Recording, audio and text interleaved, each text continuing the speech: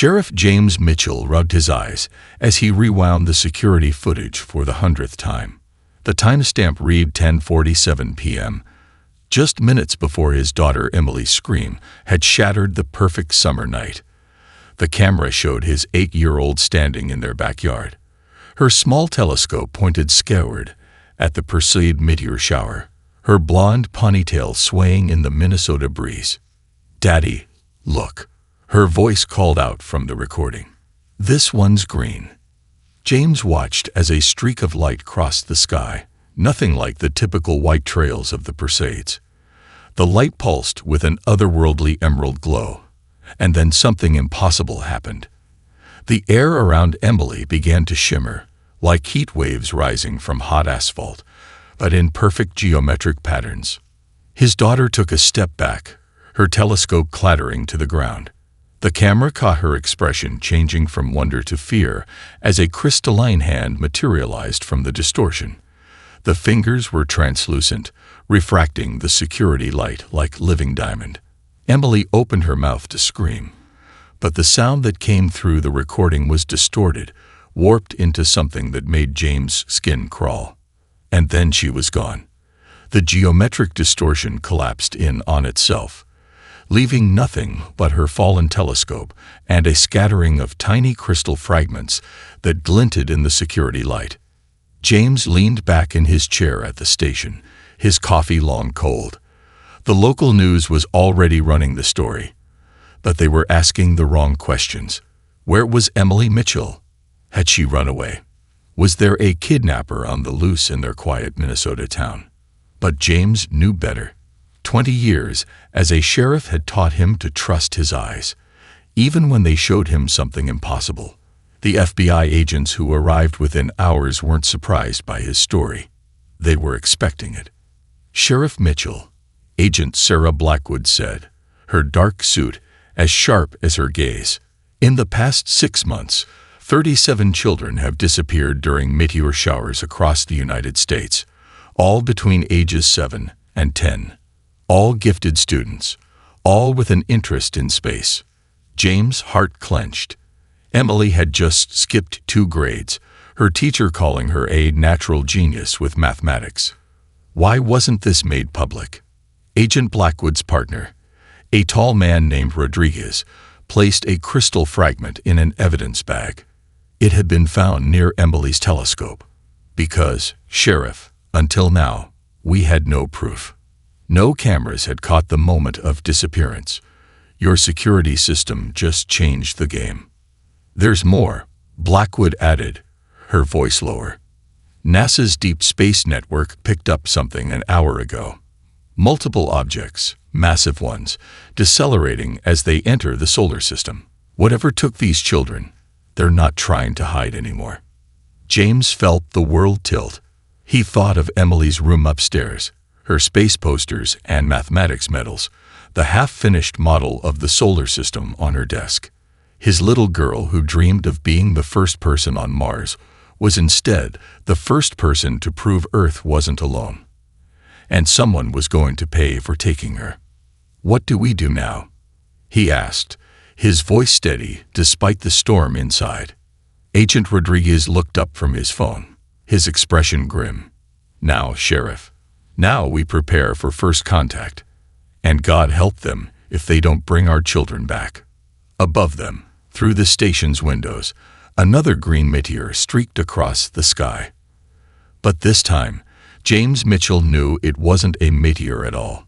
It was a promise of war. Dr. Amanda Brooks hadn't slept in 3 days when the crystal ships appeared. She stood in the Pentagon's Joint Operations Center, her lab coat wrinkled and coffee cup empty, as the massive vessels took position above every major city on Earth. The ships were beautiful, in a terrifying way, like shards of diamond catching the morning sun, each one large enough to cast mile-wide shadows on the cities below. "Dr. Brooks," General Harrison called, breaking her trance, "the President needs your analysis. You're the leading expert in quantum crystalline structures." "What are we looking at?" She almost laughed. 3 days ago, She'd been teaching physics at the University of Minnesota, her research considered theoretical at best. Now, the same crystalline patterns she'd spent years studying were floating above every major population center on Earth. And somewhere up there, she knew, was her daughter Emily. The ship's structures match nothing in nature, she said, her voice professional, despite the ache in her chest. But they're nearly identical to the fragment we found in my backyard the night Emily disappeared. The room fell silent. Everyone knew about the Mitchell Brooks case now. It had gone viral when the ships arrived. The security footage of Emily's abduction playing on every news channel globally. The main screen flickered, and a face appeared that made Amanda's heart stop. The being was humanoid but clearly alien, its features carved from living crystal that shifted like liquid glass. Its voice resonated through the room's speakers with a sound like wind through crystal chimes. People of Earth, we are the Crystalline Consortium. We come in peace, offering advanced technology and medical knowledge as a gateway to galactic society. Amanda stepped closer to the screen, her scientific mind racing. The crystalline structure of the ambassador's face wasn't just similar to the fragment from her yard. It was identical at the molecular level. She'd spent enough time studying that piece under an electron microscope to know every pattern. The diplomatic dinner that evening was a surreal affair. World leaders sat alongside crystalline beings in Washington, D.C.'s most secure restaurant, while outside, the ships continued their silent watch. Amanda had been invited as a scientific advisor, but she had her own agenda. When the ambassador raised what passed for a glass, light refracted through its form in a pattern she'd seen before. In the security footage, the night Emily vanished. "Distinguished ambassador," she said, her voice carrying across the suddenly silent room. "Could you explain why your biological structure is identical to the crystal fragments found at the sites of 38 child abductions across Earth?" The temperature in the room seemed to drop. The ambassador's form stiffened, its crystal surface clouding over before clearing again. "Dr. Brooks, we are aware of a separatist faction within our species. They are scientific purists who believe in studying emerging species without cultural contamination." Studying. Amanda's voice could have cut diamond. "They're children. My daughter is 8 years old." The ambassador's response was cut off by an aide who rushed into the room. On every phone and tablet, a video began playing. Leaked footage from what appeared to be an alien laboratory. Dozens of stasis pods lined the walls, each containing a sleeping child. A crystalline voice narrated in their language, but the auto-translation made Amanda's blood run cold. Human juvenile specimens show remarkable neural adaptability. Their capacity for learning exceeds all known species. Recommendation: expand collection program for further study. The ambassador rose, its crystal form now dark, with what might have been anger or embarrassment. "This is an internal matter of the consortium. Earth has no jurisdiction." No jurisdiction. Amanda stood, every parent in the room rising with her. "You took our children. You took my Emily. And you think we need jurisdiction?" Outside, the crystal ships still sparkled in the evening light, but now they looked less like diamonds and more like targets. Humanity had just learned it wasn't alone in the universe, but more importantly, they'd learned why their children had been disappearing. And the universe was about to learn why you don't take a human child. The UN Security Council chamber had never been so crowded. Representatives from every nation stood shoulder to shoulder along the walls, their eyes fixed on the holographic display floating above the central table. Dr. Amanda Brooks pointed to a series of crystalline structures rotating in the projection. "These aren't just technical specifications," she said, her voice steady, despite her exhaustion. "Hidden in the consortium's gift of scientific knowledge are coded transmissions.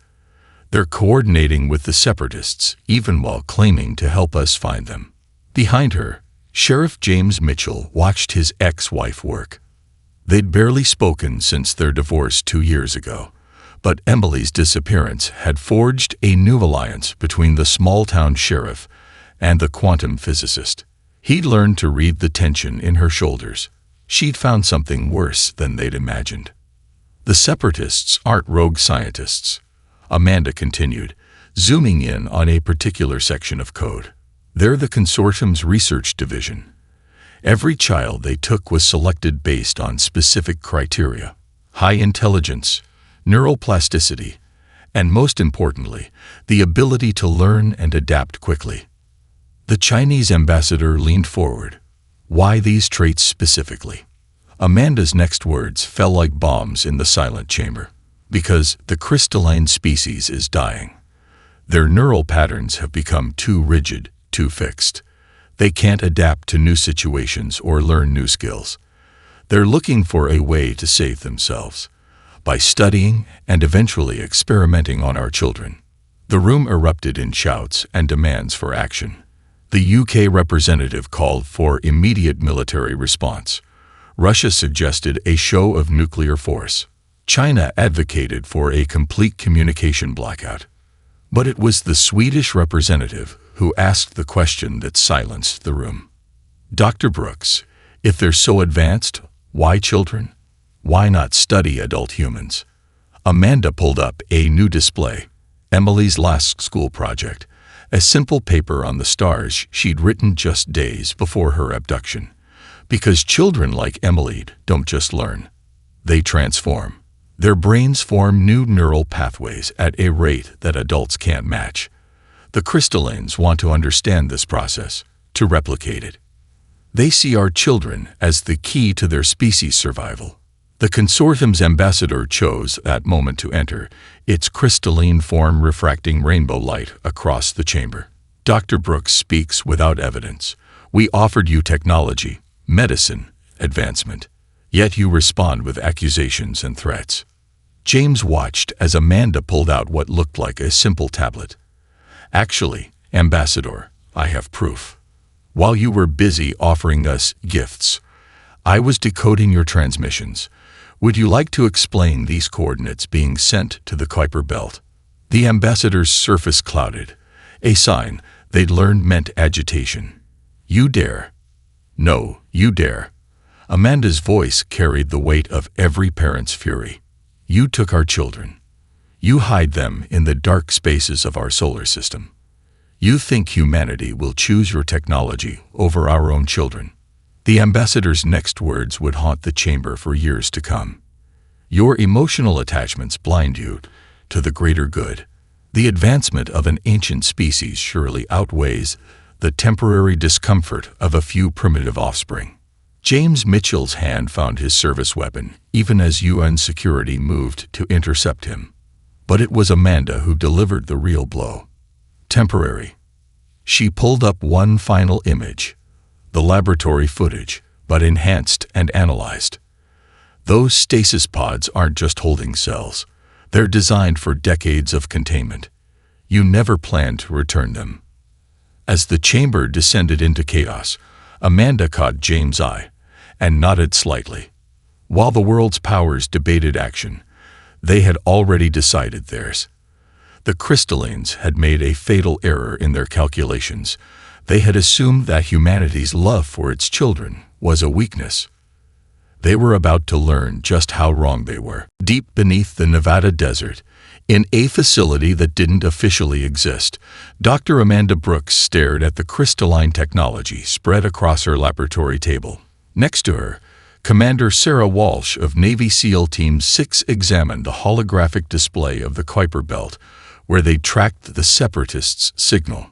Tell me again why we can't just blast our way in, Walsh asked, her fingers tracing the projected flight path. The commander had lost her niece 6 months ago during a meteor shower in San Diego. Because of this, Amanda held up a shard of crystal that pulsed with inner light. Every piece of their tech is quantum entangled. Set off one alarm, and the entire facility will know we're coming. But I found something they never expected us to notice. She placed the crystal under a modified microscope. The display showed waves of energy flowing through the crystalline matrix, but with regular disruptions, like static in a radio signal. These disruptions started 3 days ago, Amanda explained, her voice tight with controlled emotion. They match Emily's brain wave pattern exactly. She's conscious in there, Commander. And she's fighting back. The door opened as James Mitchell entered, now wearing the black tactical gear of the Joint Special Operations Command. His sheriff's badge was pinned to his vest, a reminder of the law he'd sworn to uphold, even out here among the stars. The Chinese and Russian teams are in position, he reported. Their ships are masked by the solar interference, just like we planned. But Amanda, you need to see this. He connected his tablet to the main screen. The feed showed multiple stasis pods, each containing a child. But the crystal surfaces were clouded, unable to maintain their usual clarity. It's not just Emily, Amanda whispered, her scientific detachment cracking. They're all fighting back. The crystallines don't understand. Human children don't just adapt to survive. They adapt to win. Commander Walsh studied the feed with professional interest. The aliens said their species lost the ability to change, to adapt. They never considered that by studying our children's adaptability, they'd give them the tools to resist. A young lieutenant burst into the room, her face flushed with excitement. Dr. Brooks, the quantum transmitter, it's receiving something. They rushed to the communication center, where a crystal communication device they'd reverse-engineered was pulsing with multicolored light.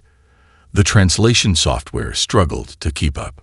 Mom, Dad, if you can hear this, we're learning their language. They're crystals. They're like computers, but they think in light and sound. We can. We can change the patterns, but we need help. They're planning to move us. Soon. Please. The light is green when they sleep.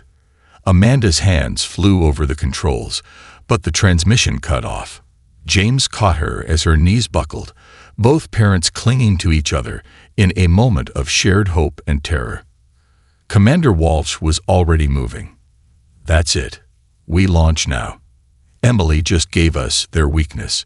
If their systems run on light and sound patterns, we can use that.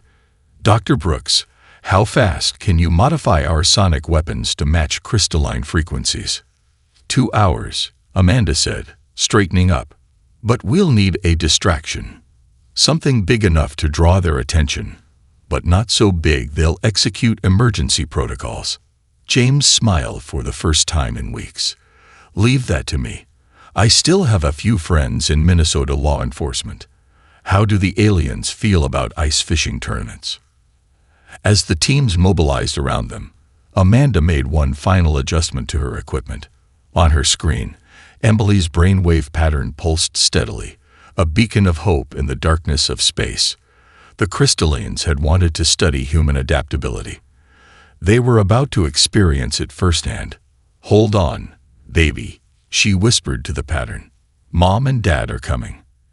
And we're bringing an army. The largest ice fishing tournament in Minnesota history was in full swing when the crystal ships appeared. Thousands of people gathered on Lake Mille Lacs, their colorful tents dotting the frozen surface like confetti. Sheriff James Mitchell watched through binoculars as 3 diamond-shaped vessels descended from the cloud cover, just as planned. They took the bait. He spoke into his encrypted comm. Signatures match the Separatist fleet. 200 feet below the ice, in a hastily constructed military bunker, Dr. Amanda Brooks made final adjustments to her equipment.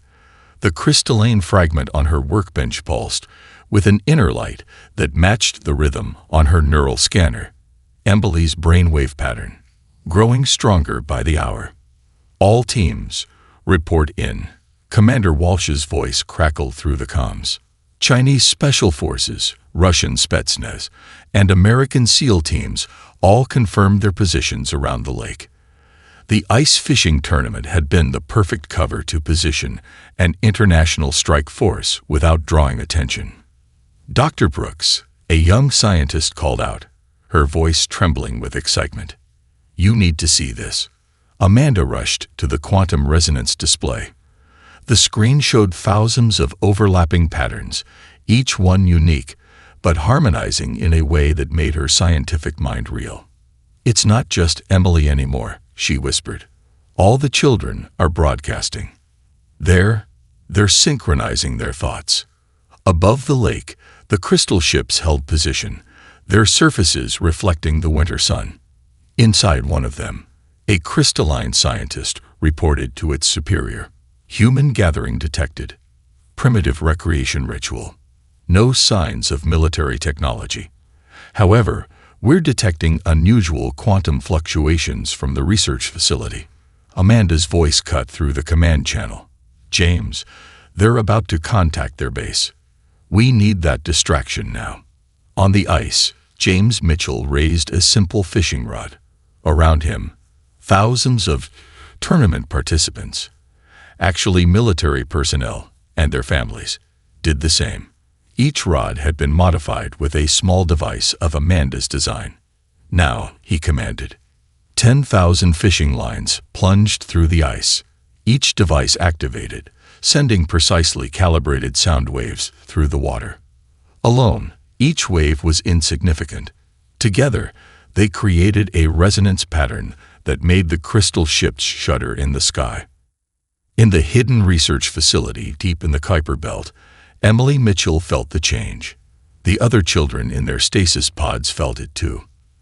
The sound was like a key unlocking a door in their minds, and through that door flowed everything that made them human: their hopes, their fears, their love for the families they'd lost. Amanda's console erupted with alerts. The children's neural patterns, they're amplifying each other. The quantum field is. She never finished the sentence. Every piece of crystalline technology in the bunker began to sing, resonating with the combined emotional energy of 38 imprisoned children finally finding their voice. The crystal ships above the lake began to crack, their perfect surfaces splintering under the assault of something their makers had never understood: the raw power of human connection. "They're retreating," James shouted as the ships fled upward, trailing crystal fragments like diamond dust. But Amanda wasn't listening. Her eyes were fixed on the neural display, where Emily's pattern had become a beacon, leading right to the hidden facility. The message that came through the quantum link was clear, sent by dozens of young minds working as one. "We're ready, Mom. We've taught their crystals to sing our song. Come find us." Commander Walsh's voice was steel and satisfaction. "All teams, Phase 1 complete. Begin Operation Starbound. Let's bring our children home." As military ships rose from hidden hangars around the lake, Amanda clutched the crystal fragment to her chest. The crystallines had sought to study human adaptability. Instead, they'd given humanity's children the tools to turn their own technology against them. "We're coming, baby," she whispered to the pulsing crystal. "And this time, we're bringing an army that knows how to make your prison walls sing." The edge of the solar system was beautiful, in a way that made Dr. Amanda Brooks' heart ache. Through the viewport of the retrofitted military spacecraft, stars glittered like the crystal fragments that had led them here. Behind her, 20 elite soldiers from 5 different nations checked their modified weapons, each one calibrated to the exact frequency that had cracked the ships above Lake Millax. 5 minutes to contact, the pilot announced. Crystalline facility in visual range. The research station hung against the black of space like a massive geometric snowflake, its surface constantly shifting and refracting light. Beautiful, if you could forget what was hidden inside. "Remember," Amanda said, activating the neural interface she'd developed. "The children are generating interference in their defense systems. When I give the signal, they'll create a window for Yusto." The ship rocked violently. Warning lights flashed as a crystal vessel twice their size emerged from behind a nearby asteroid. "They're hailing us," the communications officer reported. The face that appeared on the main screen was different from the consortium ambassadors, more angular, its crystal structure darker and more complex. Primitive vessels, you have entered a restricted research zone. Leave now, or... James Mitchell stepped into view, his voice cold. Or what? You'll take more of our children. The crystalline being's surface rippled with what might have been amusement. Ah, the progenitors of specimen E117. Your offspring has shown remarkable neural plasticity. Her contributions to our understanding of human adaptability. Her name, Amanda cut in, is Emily. She pressed a button on her console, sending the signal they'd prepared. Inside the research station, 38 children in stasis pods received the familiar resonance pattern. As one, their minds reached out, using the very neural connections the crystallines had been studying. The effect was instantaneous. The attacking vessel's weapons went dark as its crystal matrix began to vibrate with a sound like 1,000 wind chimes in a hurricane. All ships, execute attack pattern Delta. Commander Walsh's voice cracked through the comms. From their hidden positions, 4 more Earth vessels emerged, their hulls modified with the same crystalline technology that had been used to imprison the children. The research station's defenses should have been impenetrable, but they'd been designed to repel physical attacks, not the concentrated emotional energy of 38 children finally fighting back. Where the children's combined neural pattern met crystal, the perfect structures began to flaw and fracture. We've got a breach point. A Chinese Special Forces officer called out. Port section, near the primary research wing. Amanda felt a tug through the neural interface, a familiar presence that made her eyes water. Emily's leading us right to them. The boarding action was like nothing human military history had ever seen. As Special Forces teams breached the station, they found its interior already in chaos. Crystal corridors that should have been sealed were open. Security systems that should have been lethal were silent.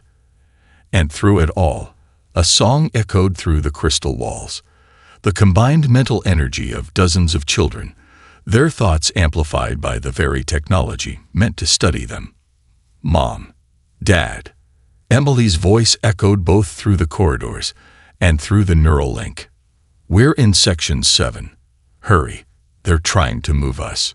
James and Amanda ran ahead of the strike team, following the sound of their daughter's voice. Behind them, Special Forces engaged the few crystalline guards who still functioned, their sonic weapons turning the aliens' own structure against them. They found the stasis chamber just as the crystalline scientists were attempting to initiate emergency protocols. But it was too late. The children had already done what they did best. They'd adapted, they'd learned, and they'd changed the rules of the game. As the battle raged through the station, one thing became clear. The crystallines had sought to study human adaptability, but they'd never understood its true source. It wasn't just in our biology or our brains. It was in our hearts, in the bonds between parent and child, in the fierce love that would cross the solar system to bring our children home. The stasis chamber was a cathedral of crystal and light, its towering walls lined with pods that pulsed with the combined heartbeats of 38 children. Dr. Amanda Brooks stood at the central control panel, her hands dancing over the crystalline interface, while James Mitchell and Commander Walsh secured the perimeter. The sound of battle echoed through the station's corridors. Human determination meeting alien technology in a clash that shook the very walls. Mom. Emily's voice came both through the neural link and from the nearest pod. The release sequence. It's like a song. We've been practicing. Amanda's scientific mind raced to keep up with what she was seeing. The children weren't just surviving in the stasis pods. They'd learned to interface with them, to understand the complex patterns of light and sound that made up the crystalline technology. All of you, she called out through the neural link. Show me the song. What happened next would be studied by human scientists for decades to come. 38 young minds, enhanced by months of exposure to crystalline technology, began to resonate in perfect harmony. The walls of the chamber reflected their combined consciousness in waves of color and sound that made the hardened Special Forces soldiers stop and stare in wonder. The lead crystalline scientist burst into the chamber, its form darkened with what might have been fear. "Stop. You don't understand what you're interrupting. The neural integration process is at a critical stage." James leveled his sonic rifle. "The only critical stage here is how fast you back away from our children." "Your children." The scientist's form rippled with frustration.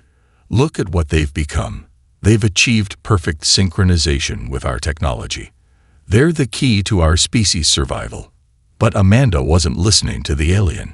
She was watching the pattern taking shape in the crystal walls, a pattern she recognized from years of reading bedtime stories, wiping away tears, and bandaging scraped knees. It was the neural pattern of a parent's love, amplified and reflected through 38 different minds. "Now," she shouted, pressing her hand to the control panel. The stasis pods opened in a cascade of light and sound. Emily was the first to step out, her small form steady despite months in stasis.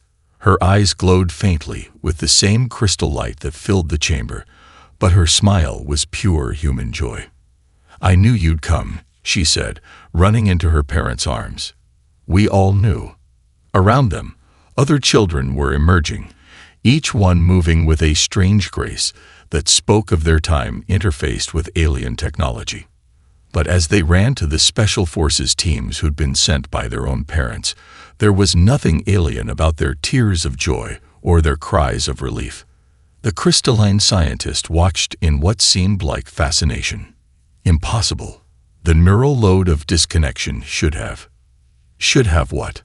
Amanda asked, holding Emily close. "Should have broken them. You still don't understand. Human children don't break. They adapt. They grow. They transform. But most importantly, they remember who they are and where they come from." Emily looked up at the crystalline being, her voice carrying the wisdom of someone far beyond her 8 years. "We could have taught you, you know, if you'd asked instead of taking. The way to save your people isn't by stealing children. It's by learning to change, to feel, to connect." The chamber's walls were still singing with the children's combined neural pattern, but now it was changing, becoming something new. The sound of 38 children learning, growing, and finally breaking free had created something the crystallines had never seen before.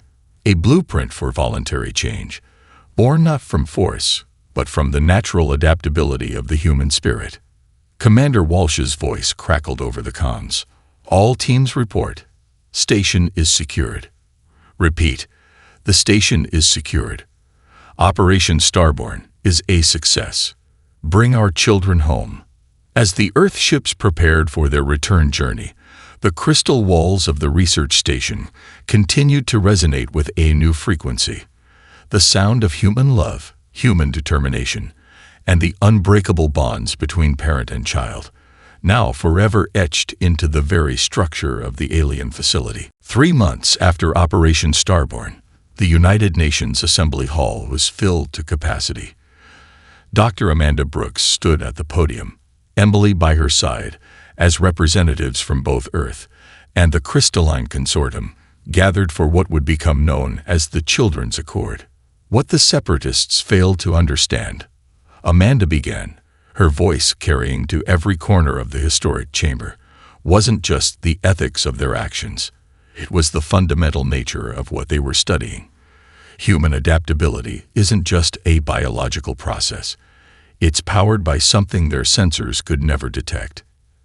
Emily stepped forward, her hand touching the crystal display panel they'd brought from the research station. The screen came to life instantly, responding to her in a way that still made the crystalline delegates shimmer with astonishment. "We changed their technology," Emily explained, her voice clear and confident, despite her age.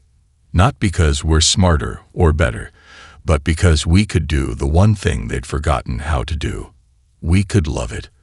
Understanding isn't just about studying something. It's about connecting with it. The display showed recordings from the research station. Children in stasis pods not just surviving, but actively modifying the crystal matrix around them. Each child had left their own unique imprint on the alien technology, like artists painting with light and emotion. James Mitchell, standing at the back of the stage in his dress uniform, watched with pride as his daughter demonstrated what they'd discovered. The crystallines had sought to study human adaptability, but they'd given humanity something far more valuable, a bridge between organic and crystal consciousness. The new consortium ambassador rose, its form glowing with a warmth that would have been impossible months ago. What these children have shown us goes beyond scientific discovery. They have taught our species how to feel again. The crystal matrix that makes up our forms can be awakened through the very emotional connections we had dismissed as primitive. Amanda nodded, pulling up the latest research data. The children's neural patterns created new pathways in your crystalline structure. They've proven that emotion isn't a weakness. It's a transformative force that can reshape reality at the quantum level. The very thing you were seeking was already within your grasp. You just needed to learn how to feel it again. Emily touched the crystal panel once more, and the display shifted to show a new image. A human child and a crystalline being, their neural patterns synchronizing in a dance of light and color. "We want to help," she said. "All of us who were taken. We understand your technology now. We can teach you how to change, how to grow, not through force or study, but through connection." The assembly hall erupted in applause as Emily demonstrated the new training program. Children who had once been captives were now becoming teachers, helping the crystalline species remember how to adapt and feel. The very skills the separatists had sought to steal were being freely given, transforming both species in the process. Commander Walsh, watching from her seat, leaned over to her niece, one of the rescued children. "Think they've learned their lesson about underestimating humanity?" The girl smiled, her eyes reflecting the same crystal light as Emily's. "They're learning something better, how to be a little more human." As the ceremony concluded, Amanda held her daughter close, remembering the night that had started it all. A simple telescope in their backyard, a child's wonder at the stars. The crystallines had wanted to study human adaptability, but they'd discovered something far more powerful, the ability of the human heart to transform not just itself, but everything it touches. "Ready to go home, sweetie?" James asked, joining his family. Emily looked out at the assembly, where human and crystalline representatives were already beginning to work together on new projects, new understandings. "We are home, Dad," she said. "All of us, and we're just getting started." Above them, through the assembly hall's massive windows, the stars twinkled with new promise. Humanity had faced its first major test among the stars, not with superior firepower or advanced technology, but with the one force the universe was still learning to understand: the boundless power of a parent's love for their child.